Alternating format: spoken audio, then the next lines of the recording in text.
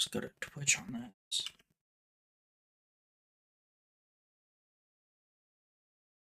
Different on how to Coco.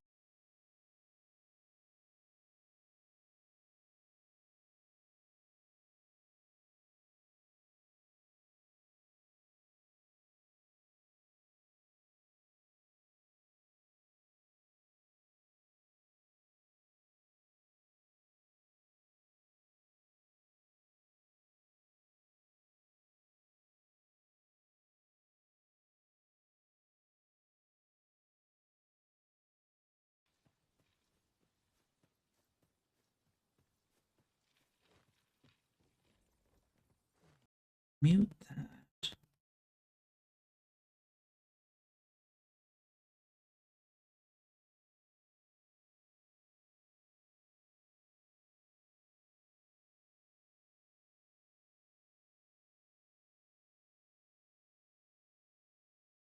Creator dashboard. There we go. Dream Manager.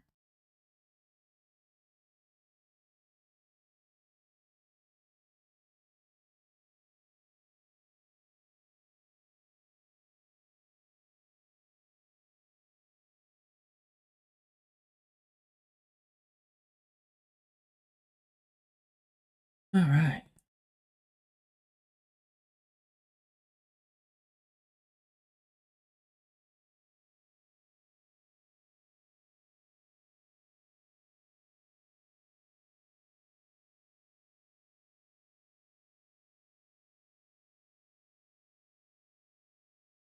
That one. And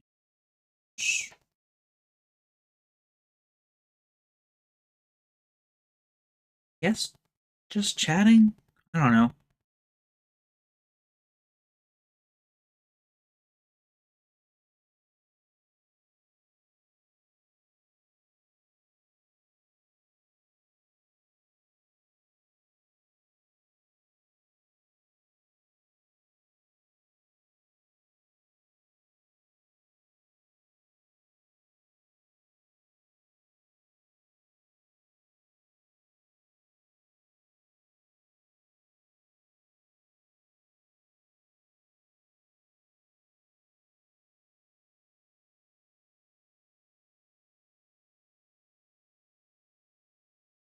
There we go. Hopefully it'll date.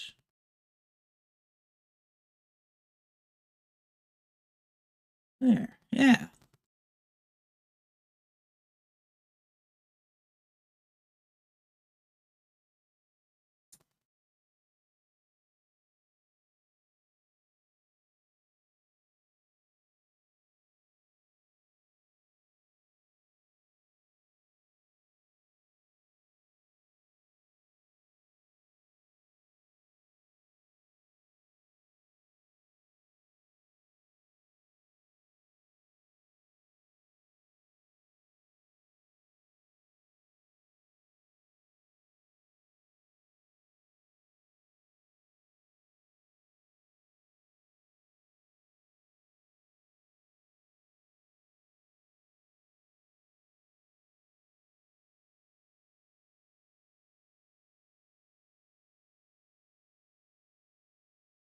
Yeah, I know very little about using Blender. I mean, I can use Blender. It's just 9 out of 10 times I have to go through tutorial to memorize things. It's just, and it's sometimes on simple things. Like how to select an entire section without going click, click, click, click individually.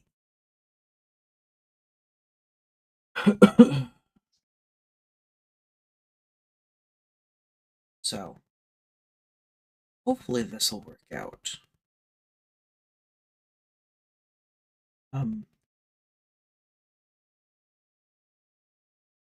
Oh yeah. Need a printout. It's cheat sheet.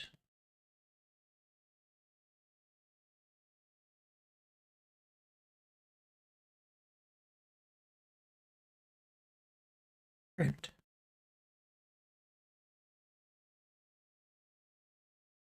Yeah.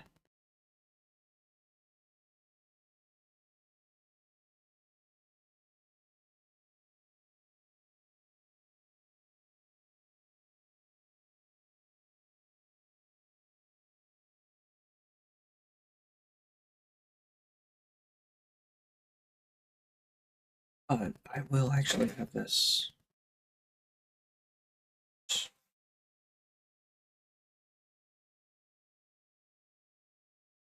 Just in case, anyways.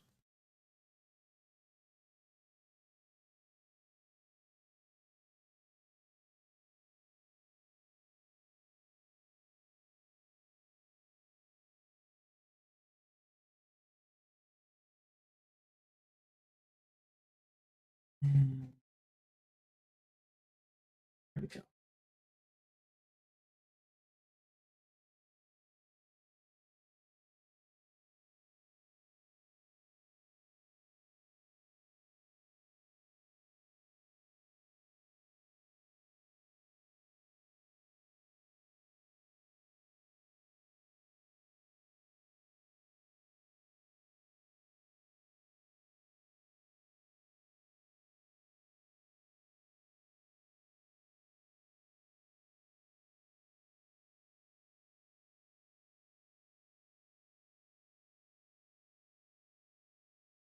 I might need to go put some more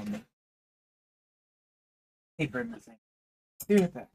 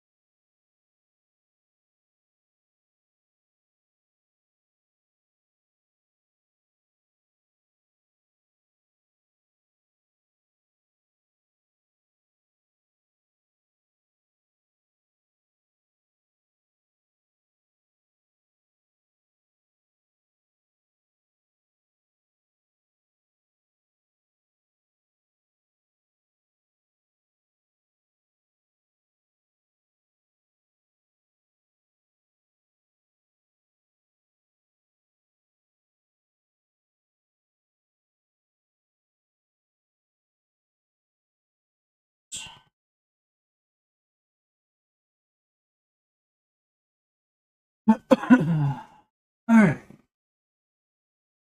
Give myself a little cheat sheet.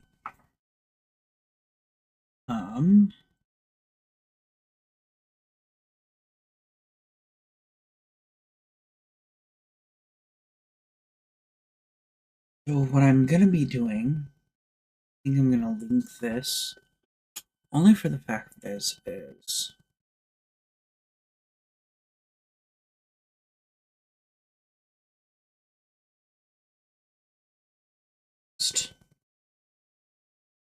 it's just for credit wise.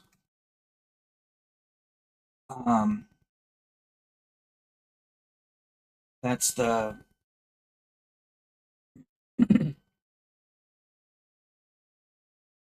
this is the videos I'm gonna be going for. From what I've seen and heard, um, he literally is the guru of Blender. Um, so I'm hoping it'll help me. Uh, Other than that,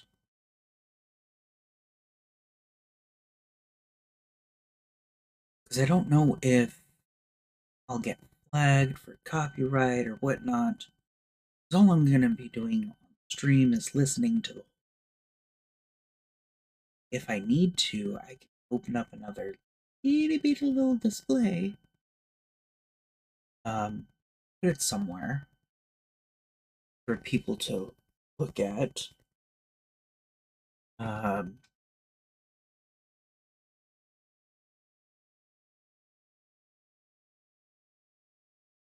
but I don't know. I don't know if YouTube or Twitch is gonna be in everything strikes. Should be. I make nothing off of any of this, and um, yeah. Except for it gets more views for him.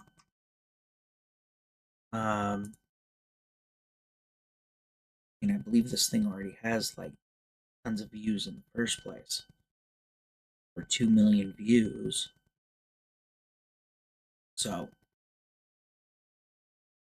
I don't know. And I shouldn't really get any strikes. If he wants me to edit out any of this stuff, that's fine. Get rid of the entire recording off of Twitch.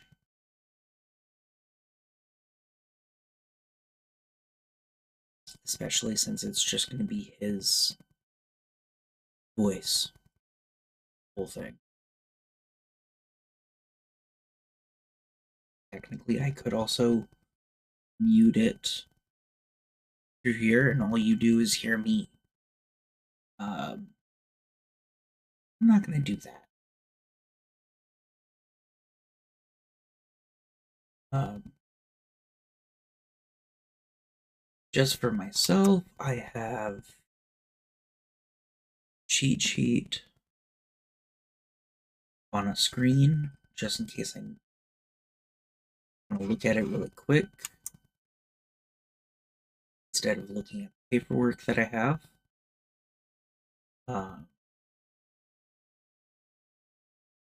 Of course, I have everything over here.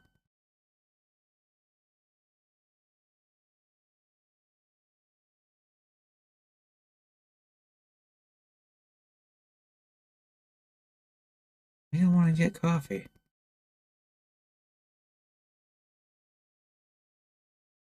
So, I will be right back.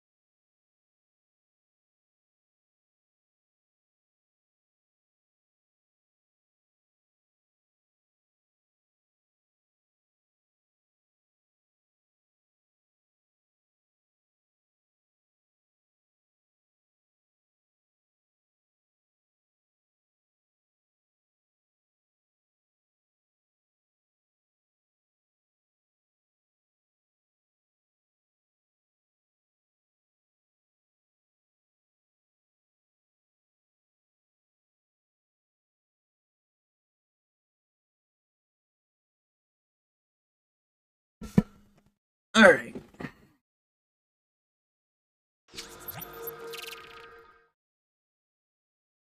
My go-go juice.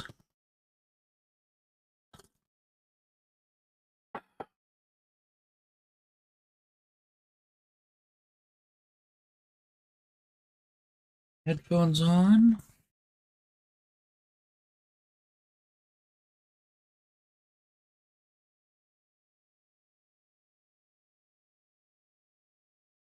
Open source 3D software that can be used to make animations, visual effects, game assets, or practically anything 3D.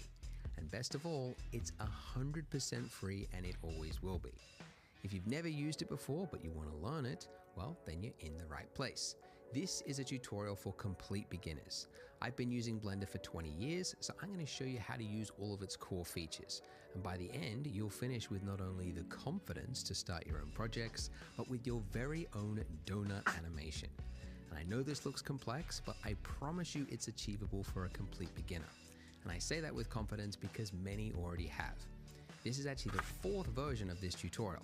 I made the first donut tutorial back in 2016, and I've been remaking it every few years to keep up with Blender's development. In that time, millions of people, just like yourself, have gone from having never used 3D to successfully making their own donuts. One artist even snuck his into a little film called Everything Everywhere All at Once. Very clever. So if you're ready to take your first steps in 3D, hit the subscribe button and let's begin. First, go to blender.org/download or just click the link in the description. Then, obviously, you got to hit the big download button. Once downloaded on Windows, double click it and then just go through the install steps. But if you're on a Mac, just drag it into the applications folder. Then just find the Blender shortcut and open it. Then once it's open, just click anywhere off the splash screen to close it, and welcome to the wonderful world of 3D. First tip, do not get overwhelmed. If you go clicking around, you might find lots of buttons and some of them with very scary names, and it can all get very overwhelming very quickly. The thing you need to know is Blender can do a lot of things, which means it has a lot of tools, but you don't need to know every tool in order to do what you want to do. If you're familiar with the 80-20 rule, there's really only 20% of Blender's features that you end up using 80% of the time.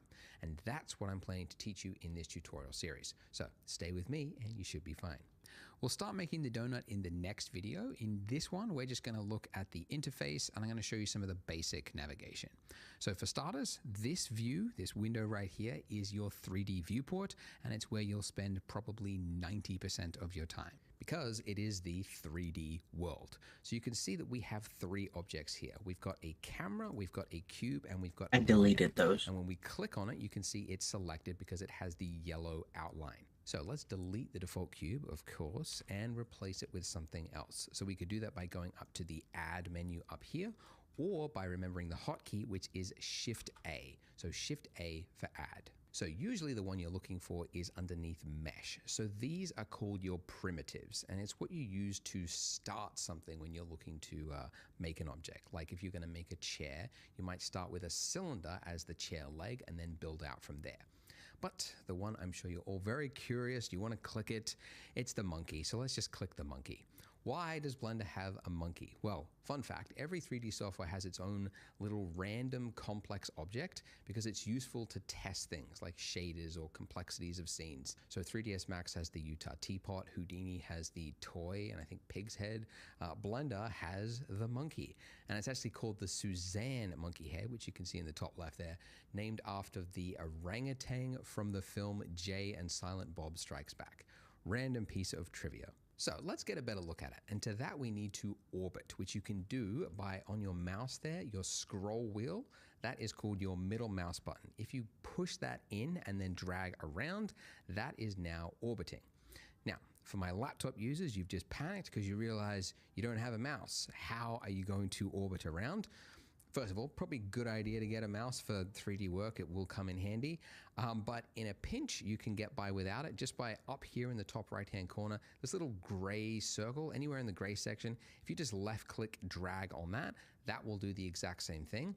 Or if you want, you can go to Edit Preferences, and then underneath Input, there's Emulate 3-button mouse. And that means that if you hold down Alt and then left-click drag, that will do the exact same thing.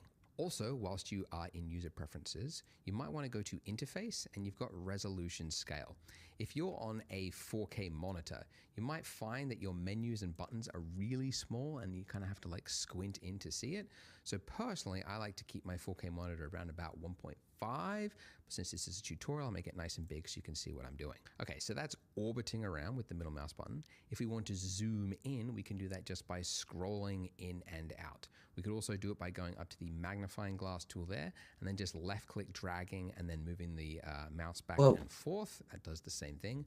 That's Or not you what can I hold wanted. down control and then middle mouse button, and that will do a smooth zoom as well.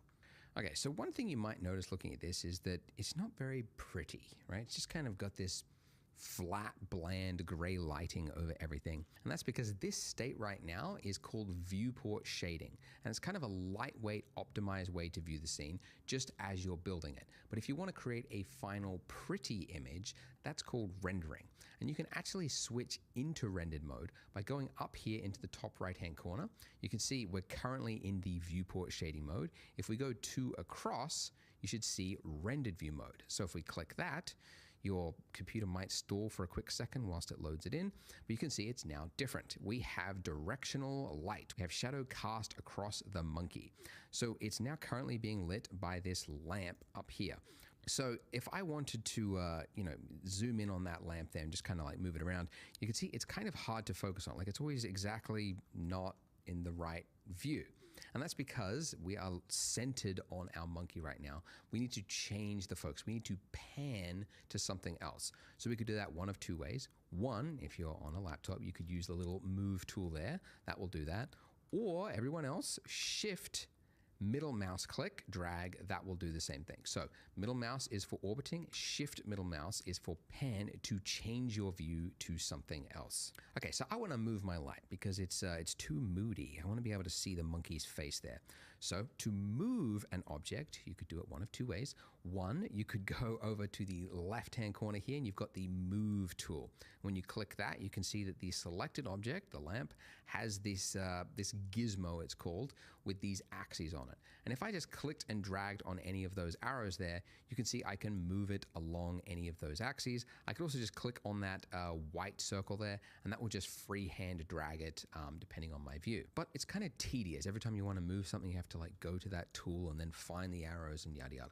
So actually most people in Blender prefer to use the hotkeys. So we just keep it in the default selection state here, and instead remember the hotkey, which is G for grab. Now I've just tapped the key and you'll notice as I move my cursor that it's now attached to my cursor. My cursor isn't even actually close to it.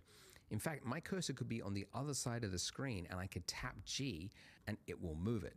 And at first this is kind of awkward. You're like, why is it working this way? But once you get used to it, you realize it's actually handy because you don't have to spend all this time like navigating your cursor to something just so that you can move it. Your cursor can be over here and then just tap it and you're moving it. So whilst you're in this move state, if you want to cancel a movement, you could do it one of 2 ways. You could just hit escape or you could right click.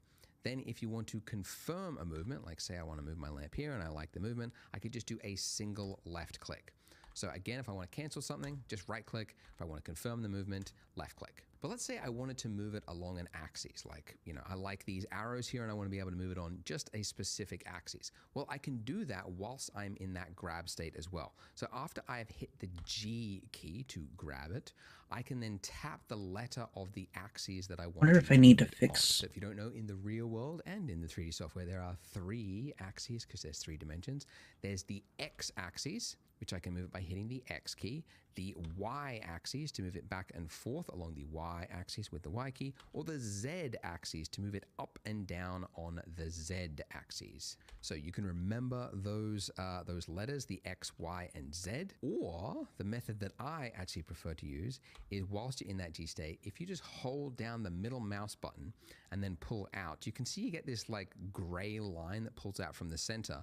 And then if you just drag out and move around, it will snap it to the nearest axes, which again is maybe an odd way to work, but it's actually really handy because it means you don't have to think of the letter and locate it on your keyboard. I can just tap G to move it and then middle mouse drag out and then just find that exact axis that I'm looking for.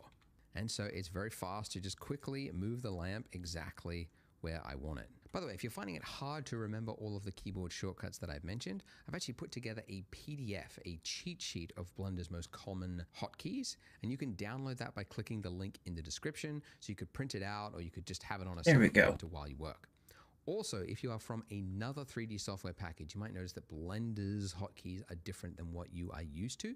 So if you actually go to Preferences, just for those people that are from other softwares, if you change the key map to industry compatible, you'll find that these shortcuts are probably more in line with what you remember from other software.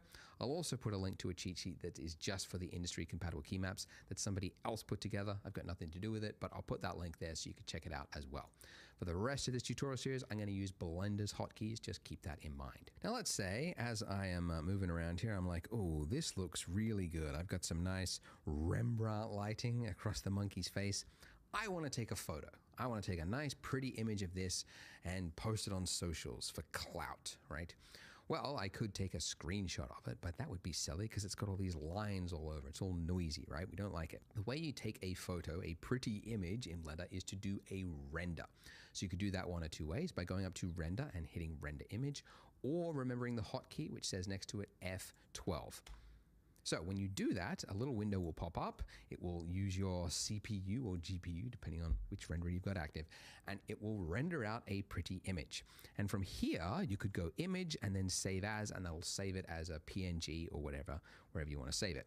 But you might notice looking at this that this is actually a different view than what we have here, right? So here I've got a nice view of the monkey's face, but up there is a different view. And the reason for that is when you do a render, it's not rendering from the view that you're looking at currently. It's always going to render from the point of view of the camera.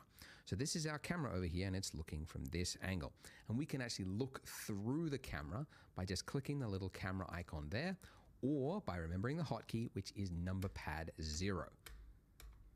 So how do we move the camera? Well, Blender's a little awkward, maybe a little different to other software packages, but you're supposed to like hit G to move it, and then like middle mouse to zoom in and out. And then if you want to like move it along an axis, I guess G and then X. You could do that, but actually what a lot of users prefer, especially those from other software packages, is if you've got your camera selected, which by the way, I haven't mentioned this, but up here, this is your outliner. It's kind of an inventory of every item that you've got in your scene. Okay, so with the camera there selected, if I hit N, N is to bring up the properties, N for properties for whatever reason, and then go to View. There's a little box there that just says Lock to Camera to View. So now, with that active, if I just use the same keyboard shortcuts as before, middle mouse button to orbit around, shift middle mouse to drag it, you can see that the camera is moving with it. So essentially the view, I can set it up exactly as I want, then hit N again, and then I can disable that. And then now as I pull out, you can see that the camera will stay exactly where it was, and I could do a lovely, pretty render. But this is too simple. If we post this on the internet, people are bound to make fun of us. Imagine that. Well, we could give it some color, right? So with our monkey head selected, we can go over to here to the properties. So this properties section is where you might spend the other, I don't know, another 5 to 8%, I don't know, getting too exact there. You might spend another 5% of your time in this section, but it's where all of the properties for things are in Blender. So for example, you've got like the render properties, like the size of the image that you're saving something as is defined there. And some of these properties will stay here no matter what is selected, but others are selection dependent. So you can see actually if I click the camera there, you can see I get a little camera tab at the bottom there. But if I select my monkey, you'll see the camera tab disappears, but instead I have some other ones that appear. So one that we might want to change is underneath material, and this will enable us to add a material, change the color to something else, essentially. So underneath here where it's got new, I'm just gonna hit new, and then you've got a bunch of options, very confusing. Ooh, IOR, subsurface. Again, don't worry about it. We'll get to all of that later on. The one that defines the color is the base color. So if I do a single left click on that white box there, I can then change this color to whatever I want. I could make it an odd, creepy, skin-toned monkey head, right? Like that. and do a render. Okay, so hey, all right, it's better, but still it's too simple. I think people will think we haven't put enough effort into this masterpiece. So let's add another object. Let's give the monkey a hat. So if we want to add another object, how do we do it? Well, we could go to the add menu, like I mentioned before, or the hotkey Shift A. So what sort of hat do we want to add? We could do a boxy hat. Let's do a party hat with a cone. So once we've added that object, you can see it's just plopped it straight in the center, intersecting our monkey. So we need to move it. We can move it and we could grab it with the G key. So it's now moving it just on our cursor there. I don't want to move it just freehand though, because I like the position, but I just want to move it up. So I'm going to hit Z to move it along the Z axis. Right, I like it there. So once I like the placement, I'm just going to do a single left click. Okay, great. But too big. See, need to learn another tool, which is scale. So we could go to the scale tool there, and then we get this familiar little axes there. But again, most people prefer to remember the hotkey, which for scale is just S. So S to scale. So resizing that. Okay, that's pretty good. Let's move it down again. So G and Z. Okay. All right. But yeah, let's say we want to make it a little taller. Okay. So we could scale it along just the Z axis. So S and then Z. Whoops. S, Z. There we go. And it's now making it a tall party hat. Scale it down. There we go. Ha! Look at that. Be a very bland party if it's gray though. So let's give it another material.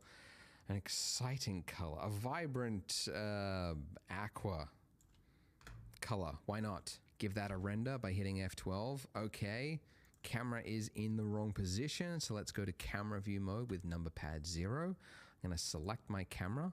And rather than dabbling with that little thing I had before, I'm going to hit G and then middle mouse. Just tap it once. As I said, it's a little awkward. Blender's the way it handles with the camera. But anyway, just move that out and then I got to rotate it. All right. So I'm going to rotate. So with the camera selected, tap R, then middle mouse, and it's now kind of like freehand rotating around. So I'll just move it up slightly. There we go. Okay. This is just a fool around session. So don't worry if you're making mistakes. We'll get to actual practical building stuff in the next part. I'm just trying to find ways to throw in these like fundamental tools. Rotate, right? The monkey's head is just, he needs to look dead on at the camera and currently he's off. What an excuse to use the rotate tool. So you could enable the rotate tool, right? The familiar axes there. You could click and rotate it around like that. Again, most people prefer to remember the hotkey, which is R to rotate, right? So it's now just freehand rotating on my cursor. Remember the axes, as I mentioned before, can be used for any mode. So the X axis will rotate it back and forth. The Y axis, tilt it, or Z, there we go, to turn it towards the camera. Just a little bit, right? And there you go, F12. And we've done it. Let's save it. Let's upload it to ArtStation and then just wait for the recruiters, essentially. All right, let's start a new scene so that we can get ready for part 2, where we're going to actually start building our donut and learning some of the more core features of Blender. So click here and I will see you in part 2. Now we know how Blender functions, let's start building that donut. So as before, let's, well, first of all, just to repeat, make sure you are working with a new scene. Completely new scene, don't want any remaining monkey heads lying around. Let's begin fresh slate and let's delete our default cube just with the delete key and let's replace it with a new object. You might remember the hotkey for that is Shift A. And as I mentioned before, you usually want what is underneath mesh because these are your primitives. So we want to start with something that most resembles what it is we're building. You know, if it was a house, you might start with a cube. If it was a vase, you might start with a cylinder. In our case, we want the donut shaped one, although mathematicians call it a torus for some reason. So let's add that. Now, if I zoom in by scrolling up, we can see we have something resembling a donut. Looks like a pretty weak looking donut, you know, very flimsy. Looks like the donut before it's cooked when they just drop it into the vat and it's just this little wispy thing. So immediately after you do some actions in Blender, you have options to change it. And the options are hidden down here in the bottom left-hand corner. You see a little box. And if you click that box, you see options. And look, we can change the dimensions of our torus. Now, something to note is that these options in Blender only appear immediately after you have done that action. If you do another action, bottom left-hand corner, you see a little box. And if you click that box, you see option. Very flimsy. Looks like the donut before it's cooked when they just drop it into the vat and it's just this little wispy thing. Oh, there it is. So immediately after you do some actions in Blender, you have options to change it. And the options are hidden down here in the bottom left-hand corner. You see a little box. And if you click that box, you see options. And look, we can change the dimensions of our torus. Now, something to note is that these options in Blender only appear immediately after you have done that action. If you do another action, like say deselect your torus by mistake, it's gone, right? Because Blender has assumed you have moved on. You've accepted the state of your donut, and this is the one you want, right? Now, if you haven't done anything drastic or changed this object in some severe way, you can temporarily bring it back by hitting F9. I never actually remember that hotkey.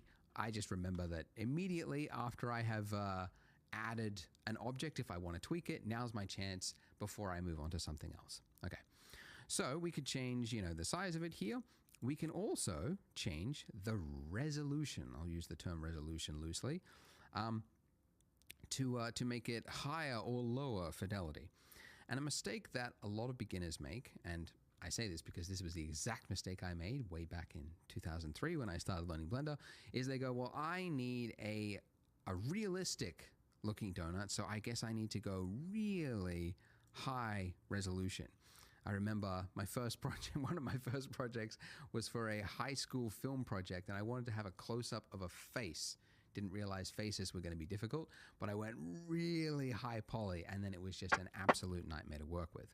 So the reason you don't want this is that for starters, things that are high poly are very slow to render, and they're very hard to work with if you want to tweak the shape of it. But also, as you learn and you grow with 3D, you'll discover that it is a lot easier to add resolution to something later on, but it is very difficult to take it away if you've already built it into it and you don't need it. So, long way to say, what we actually want is to have as few polys, these are called polys, as you can get away with. So I'm going to go with 32 major and 12 minor. And don't worry that it looks all jagged, because we will fix that in a moment. Now, the major and minor, this is really up to you, but I find that something that looks kind of chunky, like a fat donut, just looks really delicious. So I'm going with something around about this size, okay?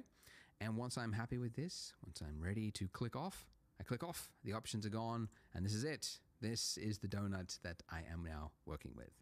So how do we make this look higher resolution, less jagged?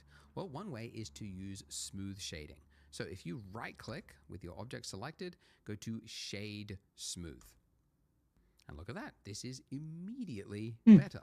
Without getting too technical, this is kind of a fakery. It's sort of like the shader. So how do we make this look higher resolution, less jagged? Well, I'm gonna pause it there for a moment so we can get a shape.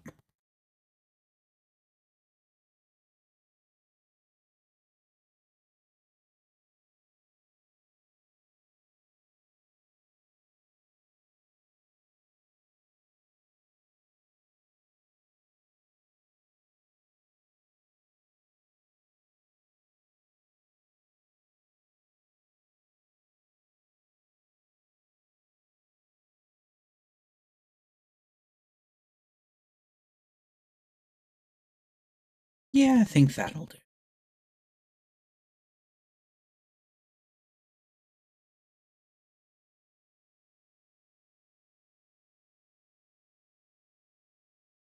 one way is to use smooth shading. So if you right click with your object selected, go to Shade Smooth. And look at that, this is immediately better. Without getting too technical, this is kind of a fakery. It's sort of like the shader is telling the renderer that this is a really high poly dense mesh when it really isn't. It's just basically kind of like averaging out faces, and anyway, it's very technical, but basically means it's not going to add anything to your render time, but it's going to look smoother. And so this is generally what you want for something that is smooth and organic looking like we want. If you were rendering like architectural or like hard surfaces, like later on we're going to put this on a counter, then the object would obviously want to be flat. But in our case, we're just going to use shade smooth. But you might notice that looking at this, especially if you go side on, that you've got this sort of jagged shape around here, right? So the silhouette is really breaking that illusion that this is a high poly or a smooth looking donut. But thankfully, rather than adding all of that complex density into the mesh itself and then making it hard to remove later on, there is another way through modifiers. So if we go over here to our properties, right, this very confusing, lots of option looking properties, click on the wrench, and this is the section called modifiers. And this is one of those object dependent things. So if you've got your camera selected, you won't see it. So it's only when you've got actual meshes that you might see this modifier here. So it's much easier to explain if we just add one. So up here, add modifier, and you got a range of options here that can do a whole number of things. The one that we're looking for is underneath generate, and it is called subdivision surface. And it is a really common modifier that you use all the time. In fact, it's so common, it's actually, you can just immediately add it to any object just by hitting Control 1. But don't do that because we've already got it, so there. Now, some of you might have just discovered that your donut has disappeared. If that is the case, you need to go to Edit, Preferences, and then underneath Viewport, where it's got Subdivision at the very bottom, disable GPU subdivision. That will then make the subdivision perform on your CPU instead of your GPU, which is maybe non-existent or not performing whatever. But disable that and it should appear. But if it's already working for you, don't disable it. Keep it going because GPU will be faster. So what exactly is this doing? Well, it's a lot easier to explain if we look at the shade flat mode, because we're not being tricked by the smooth shading there. If I set this levels viewport to 0, this is our original mesh. This is before we add the subsurface essentially. When we increase this, you can see that it is adding resolution to our mesh. And the more I increase this viewport levels here, the finer and finer that detail becomes. So to explain it, because this is such a very, very common modifier, it's kind of important to understand how it's working. You can see that this is these squares here, these are called faces, by the way. And for each one of these faces here, as I add a level, you can see it's becoming 4 faces, right? And then now if I zoomed in on this one face here, if I do another level, back and see how he explain if we look at the shade. Okay, see how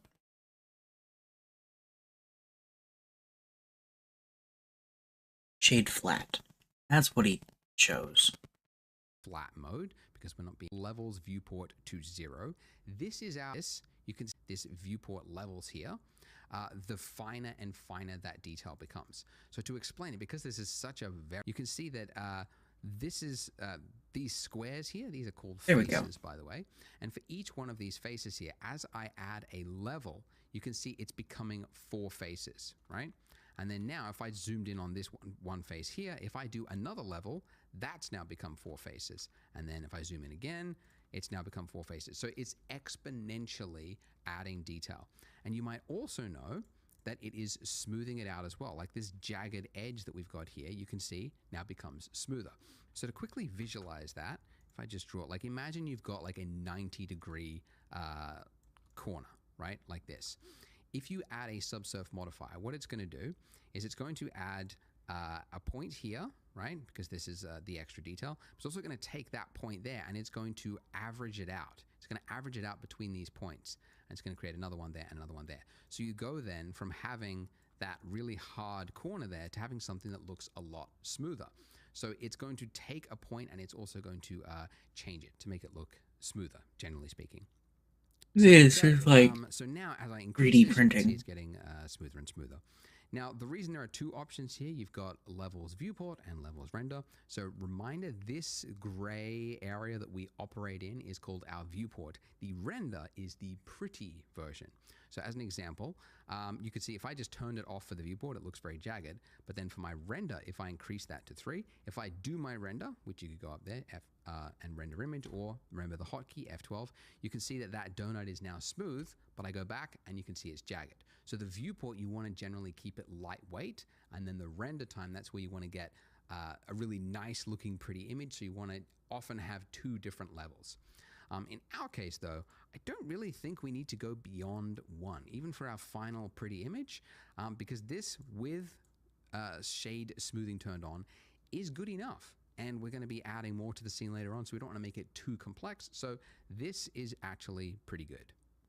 Okay, so we have a perfect donut, and that's the problem. It's too perfect.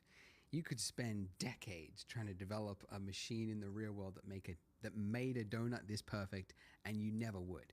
This is so mathematically precise that the eye will always see this as looking fake.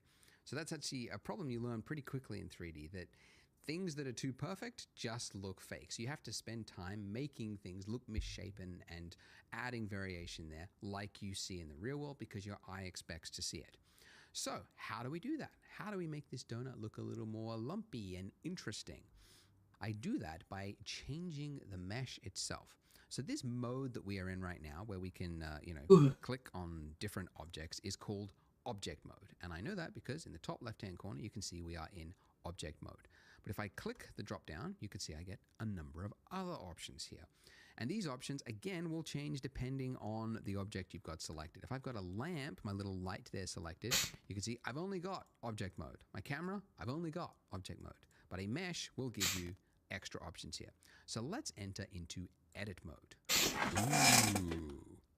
Right, now you can see our mesh, our object has become something that looks weird. It's got a bunch of little points on it with lines and very technical.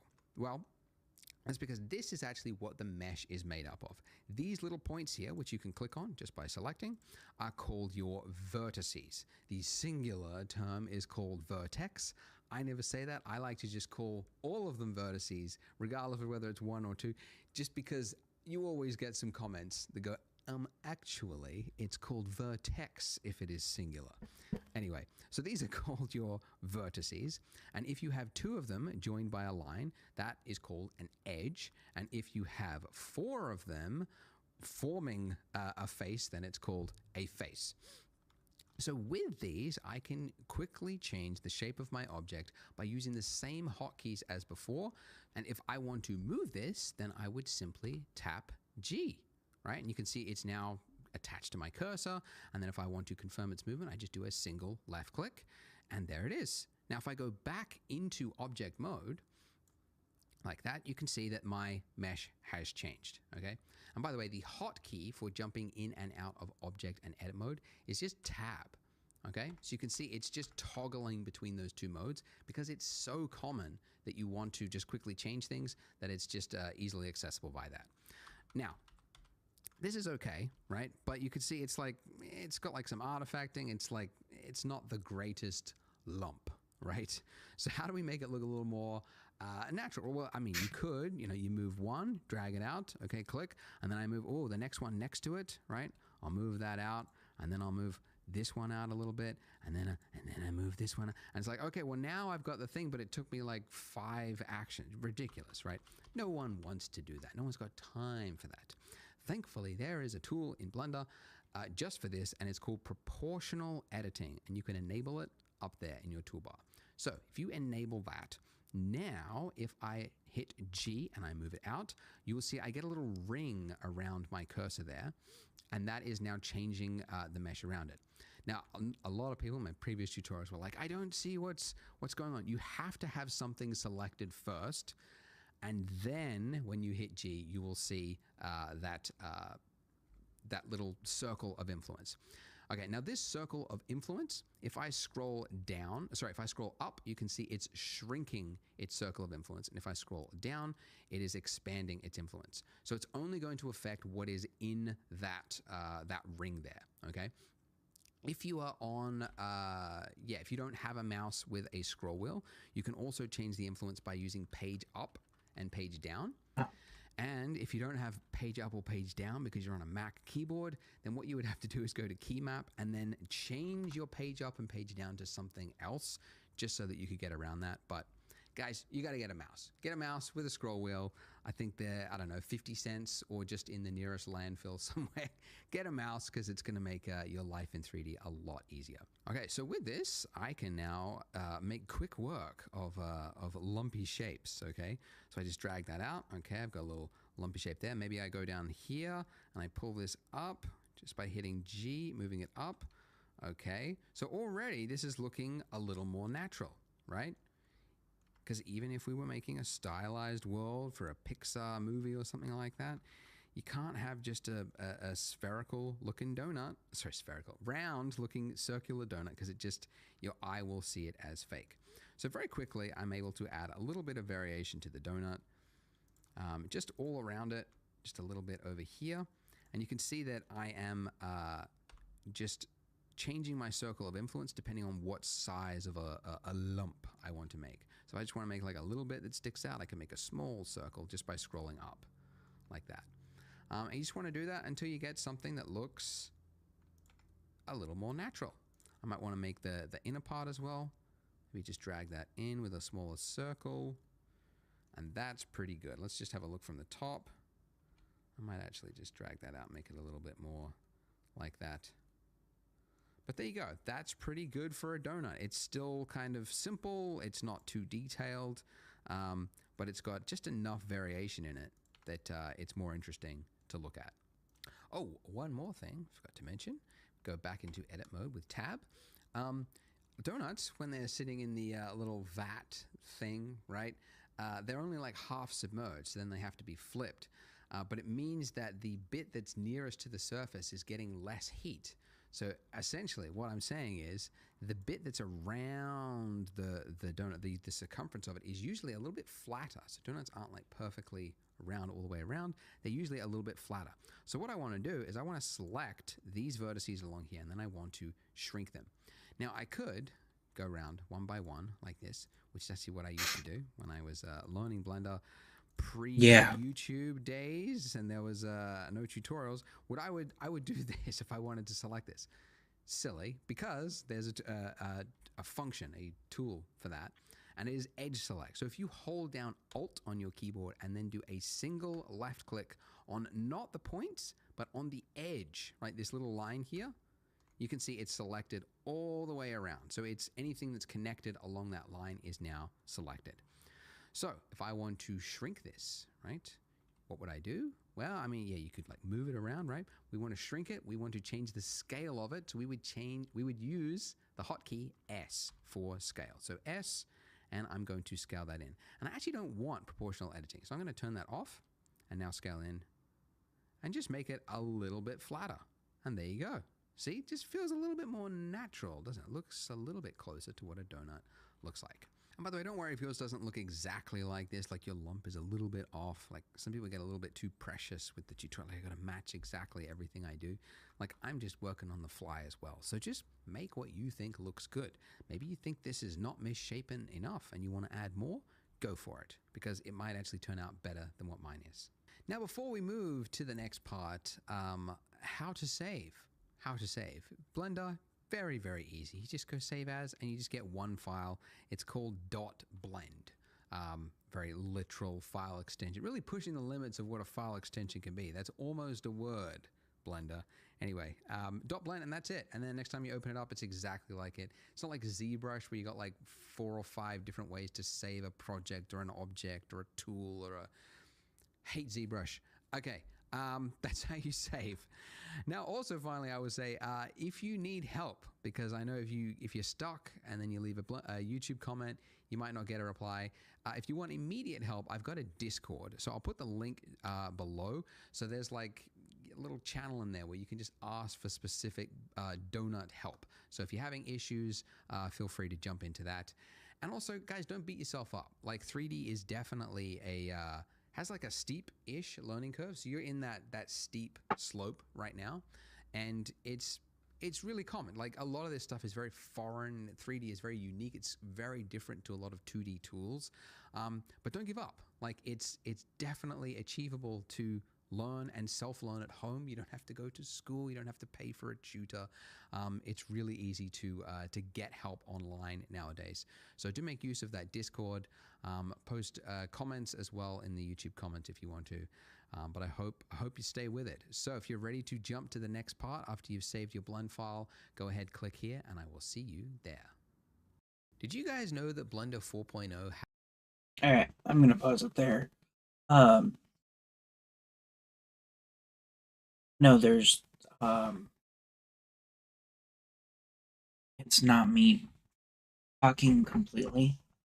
But one of the main reasons is I'm trying to listen and go through it. I probably should actually put this somewhere on my screen.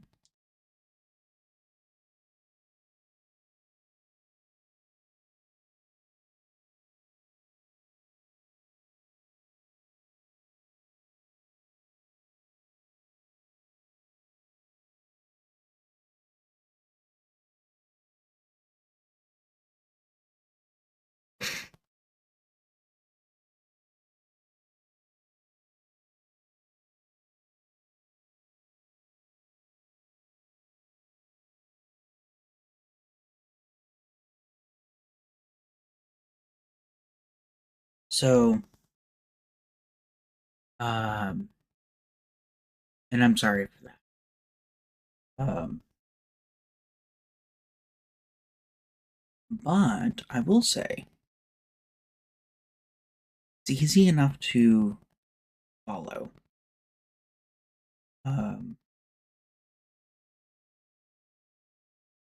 Might have to figure out where to place my head display here. But I think this would be fun to go for. I mean, there's 14 parts to this whole thing.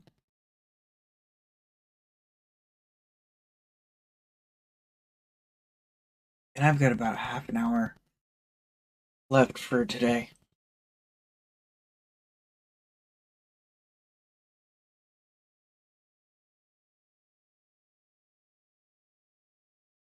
If not a little less. But I'm still going to be learning this. I just might not stream it as much. But I am going to stream once I get keys down, get certain things down. I'm either going to use the mouse and keyboard to do it, or I'm going to set more stuff up for working with this. And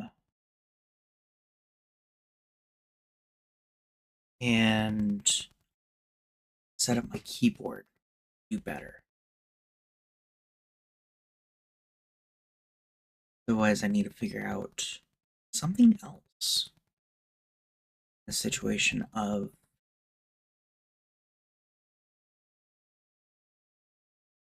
maybe while the wife is at work or something, I'll use her little USB thing for her stuff. Because she is a digital artist. And myself, yeah. I can draw and everything. I can do a lot of things. But she's definitely more artistic than I am.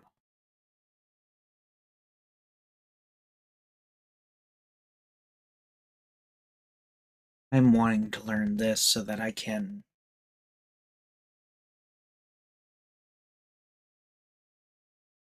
technically go through it and make models myself. I'm going to look at other things for making models.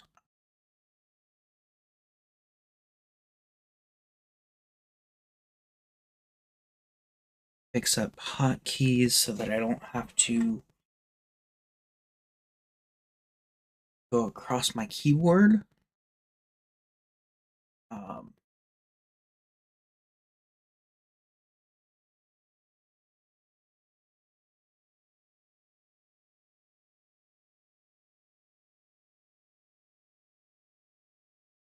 Also, should be able to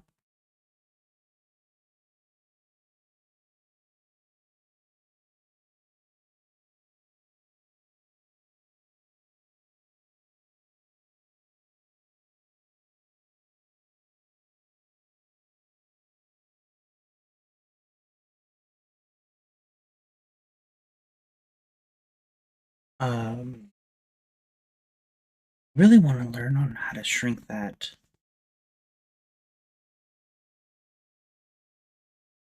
with just the key, just this, or at least a key, instead of using the page up and down. I might switch it to something else on this side of the keyboard here instead of being over here. But I have no problems with having to go from there to hitting the things.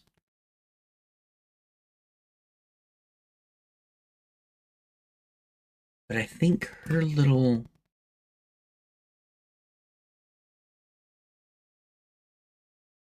button pad that came with hers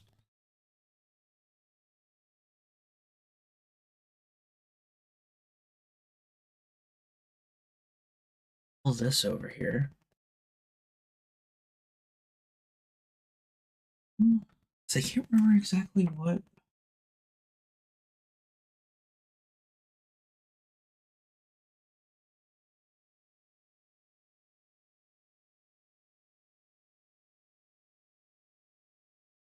Wait, no, it's a drawing tab.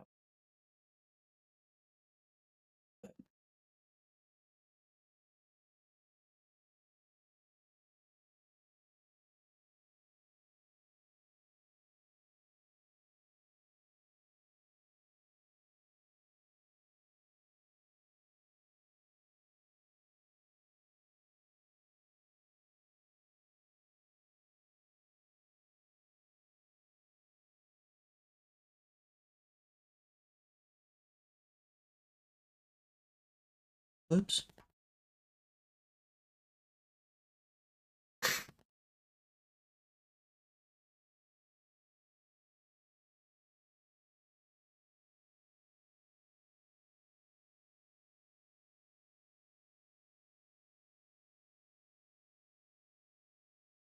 Oh yeah, it was a canvas.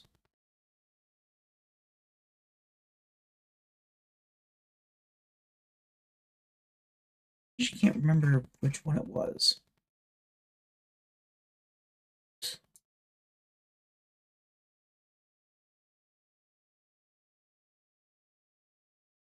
I think got her a pro. Nope, that's definitely not.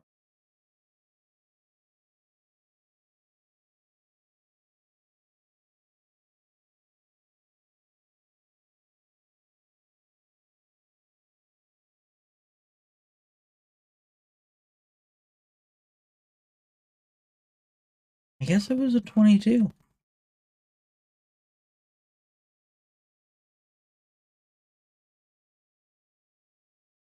Yeah, it's one of these. But also on top of that, here we go.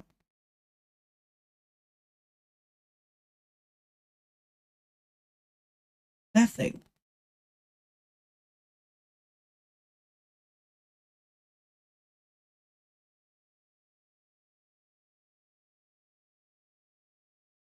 Yeah. Mini key dial K20.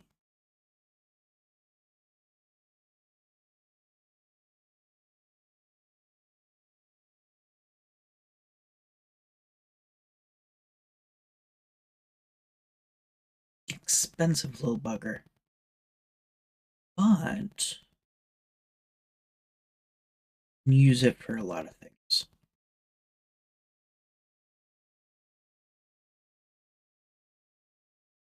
So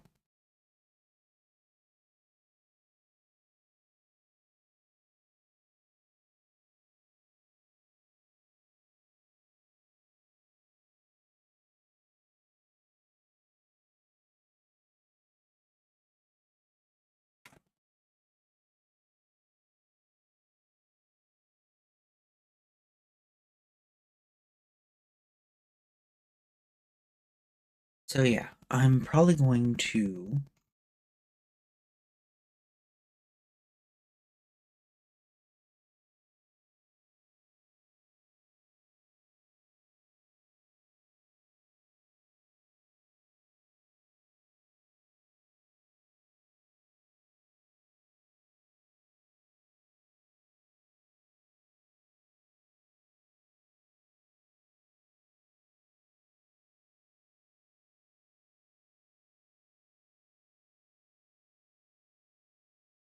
yeah, it's a $70 thing.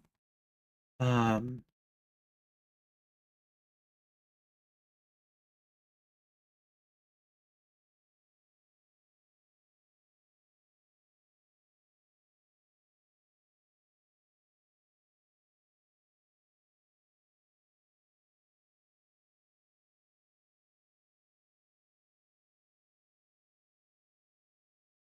this one.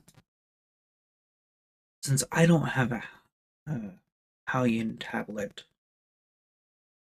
um this is something I need.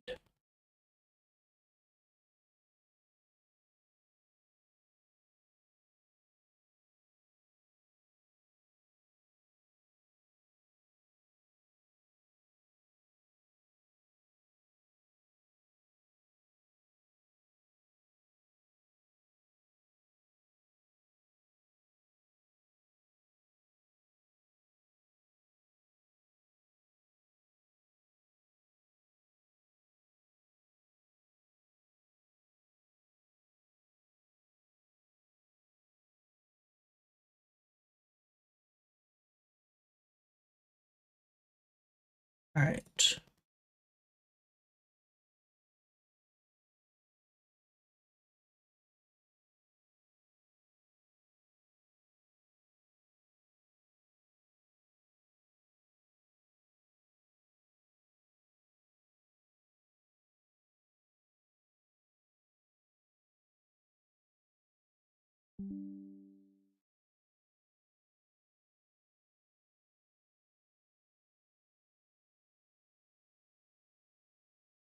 Oh, I need to restart my stuff.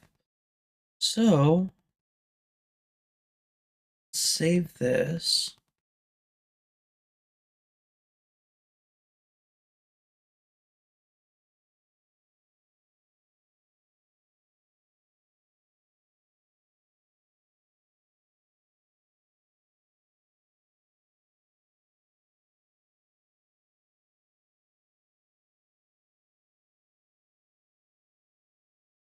Donut.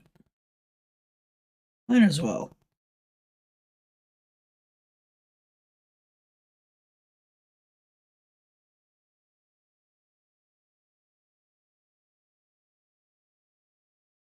Right.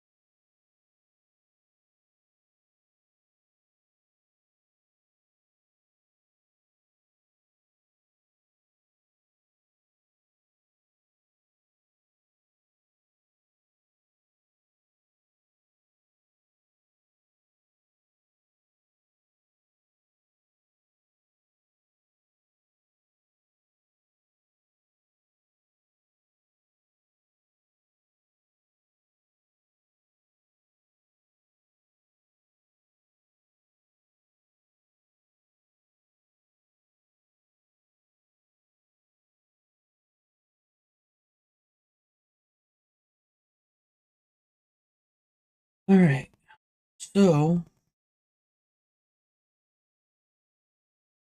it's about time for me to get off anyways. I was late to here, but I'm trying to do a lot better on being on time. Um, and I'm trying to do every day, Monday through Friday, 3 o'clock Alaska time in the morning to at least 7 o'clock morning.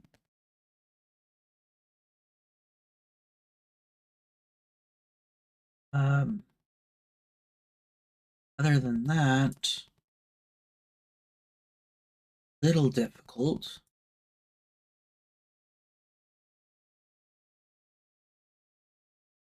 But eh,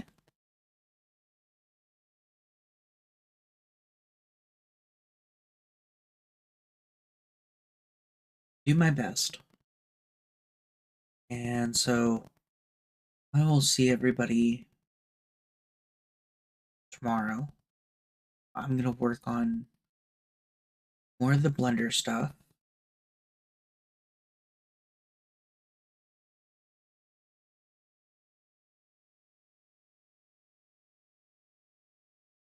Hopefully, tomorrow we can do um more Helldivers, maybe some more chatting or whatnot. If I find anything on some stuff, uh,